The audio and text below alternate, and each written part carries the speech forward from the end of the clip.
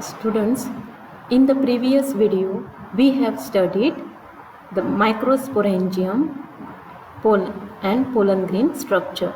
Okay.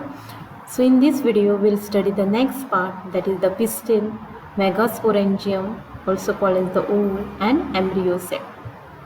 Now gynoecium is the female reproductive part of the flower, consisting of stigma, style and ovary, or we also call it as the pistil or the carpel. Okay, so stigma, style and ovary, this whole structure it is called as the pistil, carpel or gynoecium.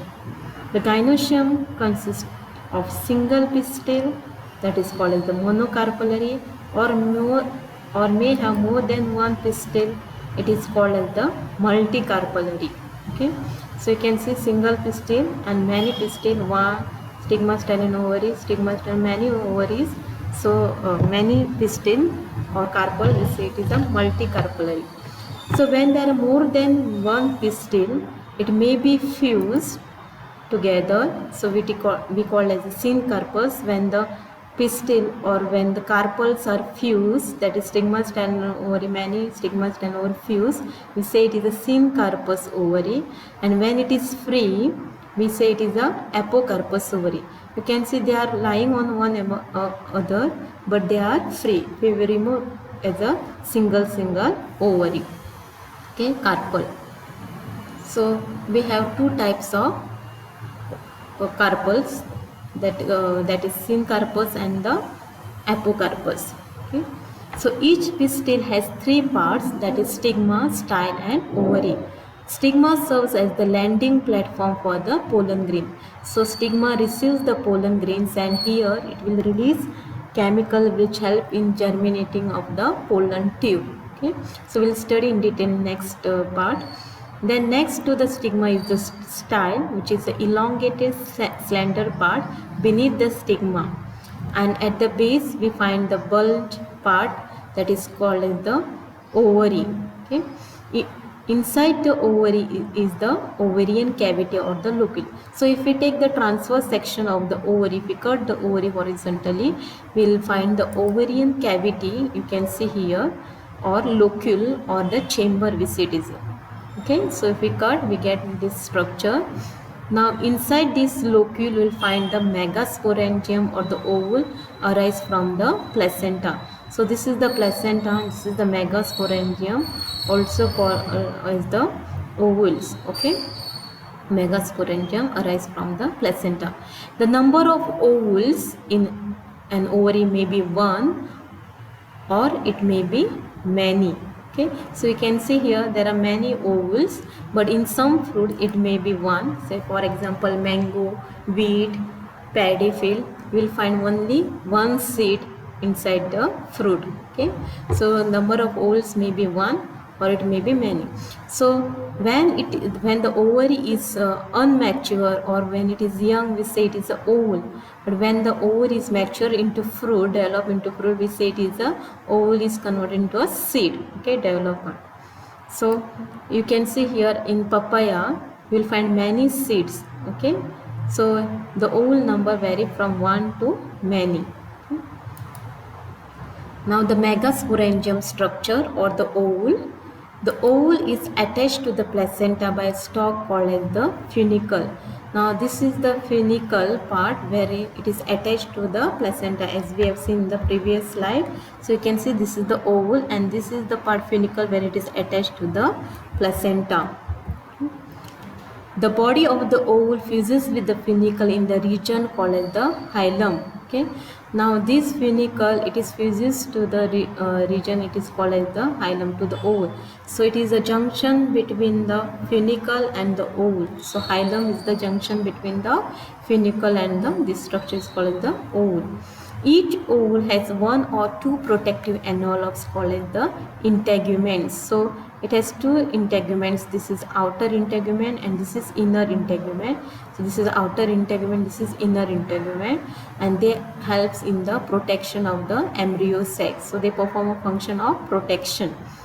So integuments surround the ovules except at the tip where a small opening called micropyle is present. So you will find integument all over the ovule, but except at the tip where there will be small pore called as the micropylar pore.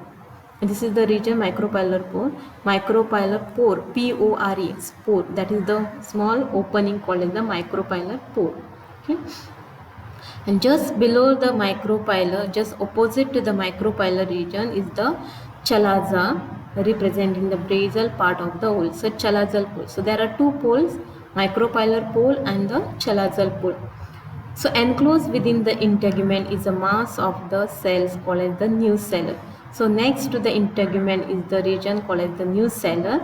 It consists of reserve food material which provide nutrition to the growing embryo. The embryo sac or female gametophyte is located inside the nucellus. So next to the nucellus is the embryo sac. An ovule generally has a single embryo sac formed from a megaspore by reduction division. So this embryo sac is formed by reduction division. It is only one embryo sac in the ovule. Now process of megasporogenesis. So we have seen microsporogenesis, same way we have megasporogenesis. The process of formation of megaspores from the megaspore mother cell is called as the megasporogenesis. So here when we say it is a egg, we say it is a megaspore. When we say pollen, we say it is a microspore. Okay, so the process of formation of megaspore from the megaspore mother cell is called as the megasporogenesis. Ovules generally differentiate a single megaspore mother cell in the micropylar region of the nucellus.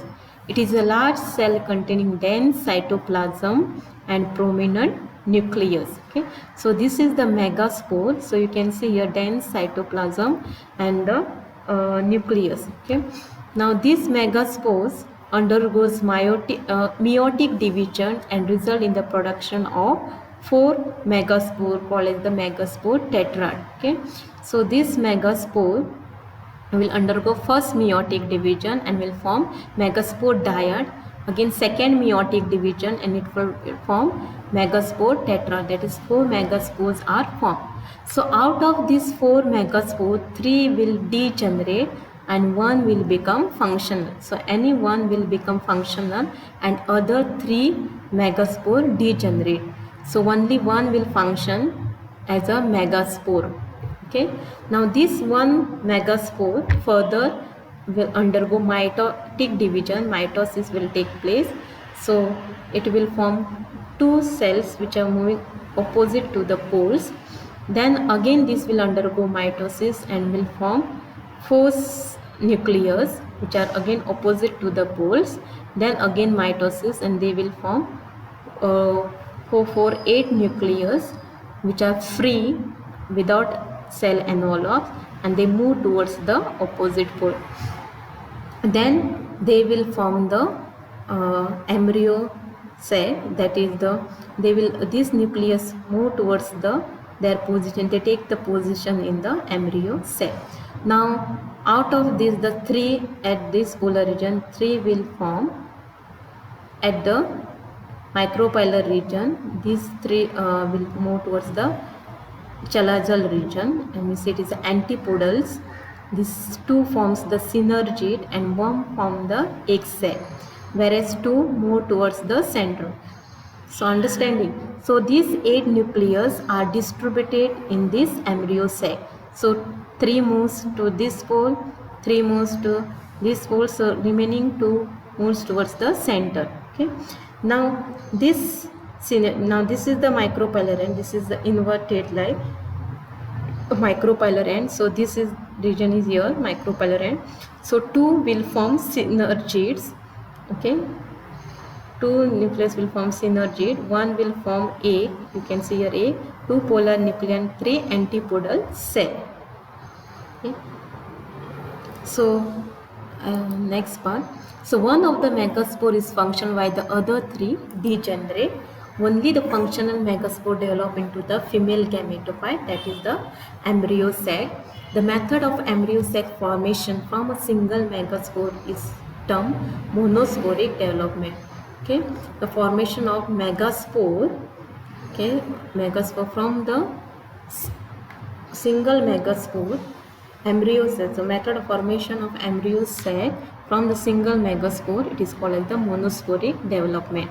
The nucleus of the functional megaspore divide mitotically.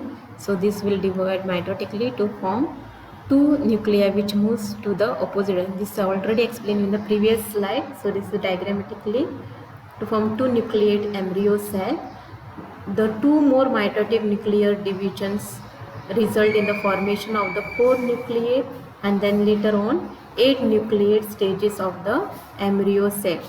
These mitotic divisions are free nuclear first, so they do not have any cell wall.